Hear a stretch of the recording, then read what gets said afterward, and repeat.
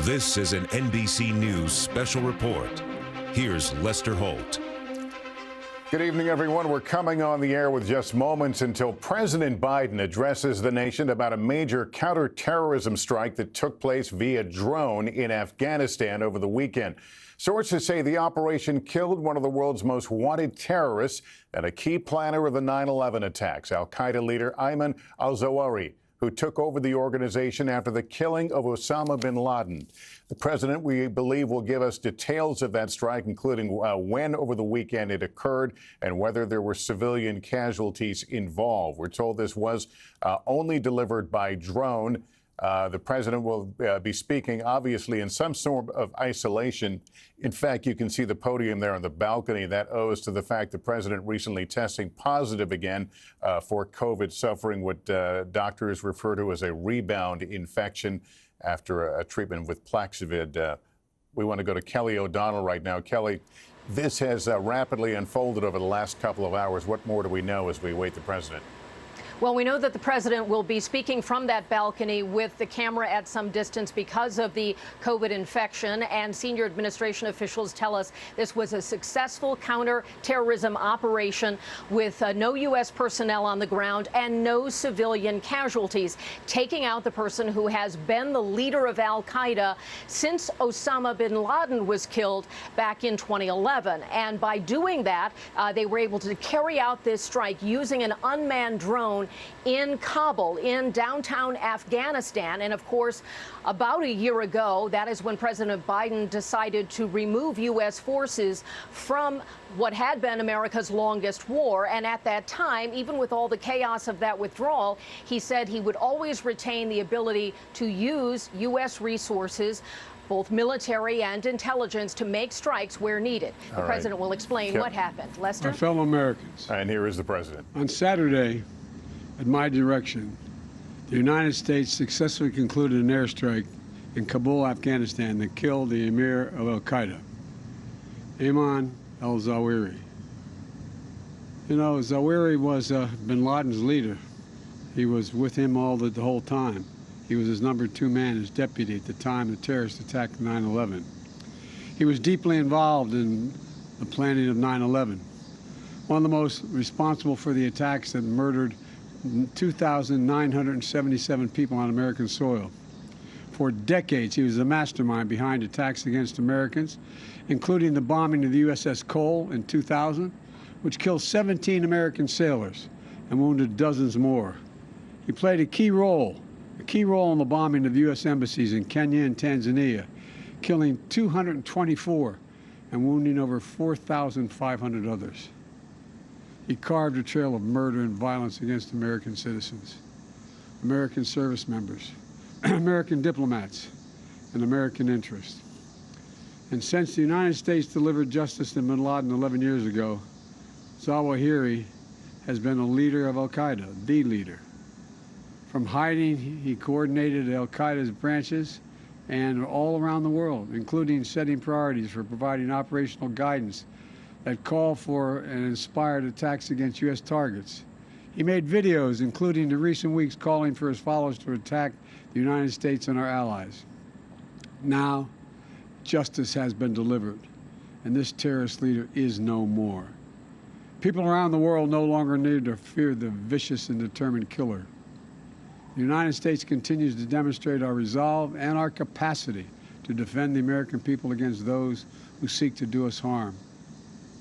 You know, we make it clear again tonight that no matter how long it takes, no matter where you hide, if you are a threat to our people, the United States will find you and take you out. After relentlessly seeking Zawahiri for years under Presidents Bush, Obama, and Trump, our intelligence community located Zawahiri earlier this year. He had moved to downtown Kabul to reunite with members of his immediate family.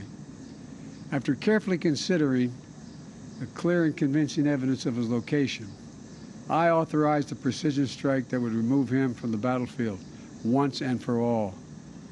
This mission was carefully planned, rigorously minimized the risk of harm to other civilians. And 1 week ago, After being advised that the conditions were optimal, I gave the final approval to go get him. And the mission was a success. None of his family members were hurt, and there were no civilian casualties.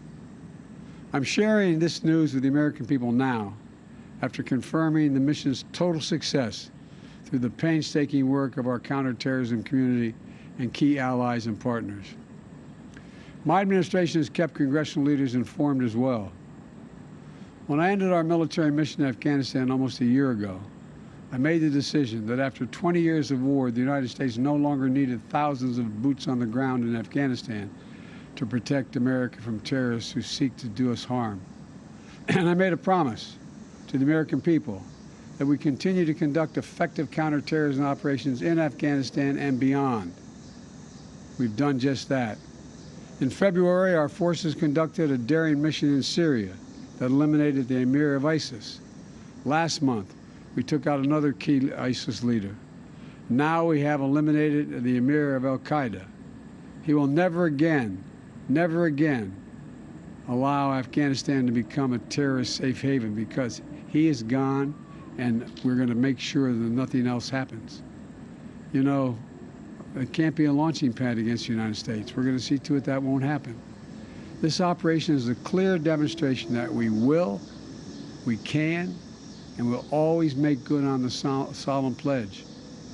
My administration will continue to vigilantly monitor and address threats from al-Qaeda, no matter where they emanate from. As Commander-in-Chief, it is my solemn responsibility to make America safe in a dangerous world. The United States did not seek this war against terror.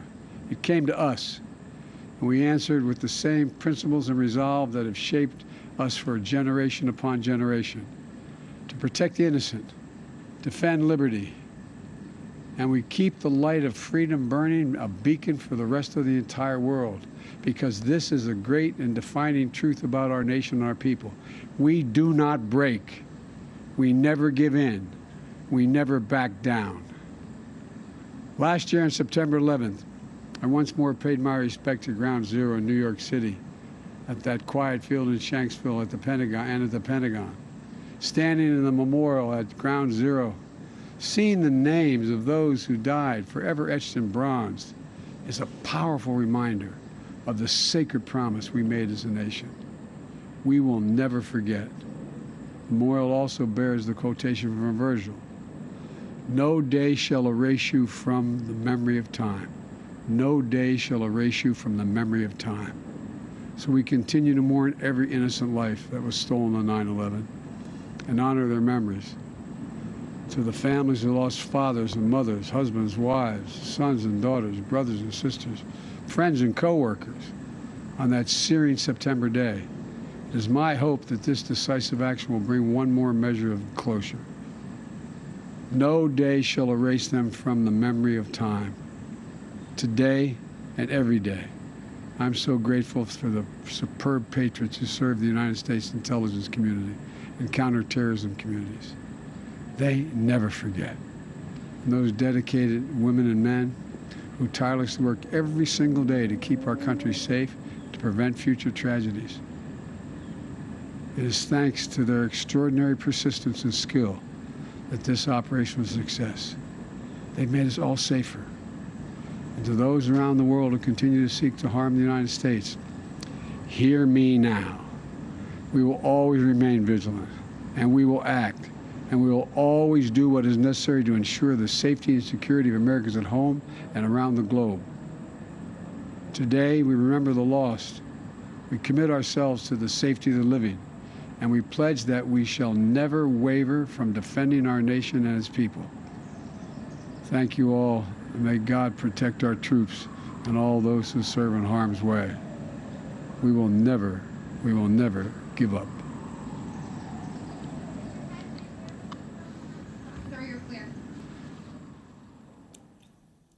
President Biden delivering remarks to the American people, announcing what he says is the death of Ayman al-Zawahiri. the head of al-Qaeda, the successor to Osama bin Laden. The president is saying justice has been delivered and sending a message to other terrorists who might target the U.S. And no matter how long it takes, the U.S. will find you and take you out. The words of the president delivering his remarks there from the balcony at the White House, owing to his recent positive COVID test. Let me bring in our chief foreign correspondent, Richard Engel, now, who has been following the search for Zawahiri for decades. Richard, first of all, your thoughts on this mission, and also tell us where al-Qaeda is right now in terms of its threat to the U.S. and the West. So there are many layers to this story. On one hand, it shows the absolute arrogance, overconfidence of the Taliban. U.S. troops left less than 1 year ago, and they left with this promise that the Taliban would never allow al-Qaeda to come back in the country, that they would never allow a future Osama bin Laden to launch attacks from there. That was the deal struck first by President Trump and then carried out by President Biden. Clearly, they violated that deal with not only the leader of al-Qaeda, Ayman al-Zawahiri, in Kabul, not far from the presidential palace, but he'd also apparently been there for months, long enough for U.S. troops to start briefing about his whereabouts, U.S. intelligence start briefing about his whereabouts back in April, long enough to build a mock-up of the safe house where he was staying, long enough for that mock-up to be studied, to have the president briefed, to discuss the infrastructure of the building so that when a strike was carried out, that it wouldn't cause collateral damage, kill members of Zawahiri's team. And then the president gave the final go-ahead to the military a week ago, saying, when there is an opportunity, you guys take the strike. And that strike was taken while he was on a balcony in the middle of the night on Sunday to eliminate, apparently, the risk for collateral damage. So on one level, it shows decisive action from the United States, arrogance from the Taliban, but also confidence from al-Qaeda that it was willing to go there, willing to be there for months. It paints a very disturbing picture about the security situation in Afghanistan right now. A lot of people don't know it, but there is cooperation between the United States and the Taliban when it comes to the fight against ISIS, which the Taliban see as a rival organization. But that cooperation has not really extended, clearly has not extended to the fight against al-Qaeda. And I think the U.S. now is sending a message to the Taliban, to al-Qaeda, that it does not want the organization once again to have a base in the country. Richard Engel, who has spent years in that part of the world covering the terror threats and the wars. Richard, thank you. That concludes our coverage for now. We'll return to regular programming. For all of us here at NBC News, I'm Lester Holt in Los Angeles. Have a good evening, everyone.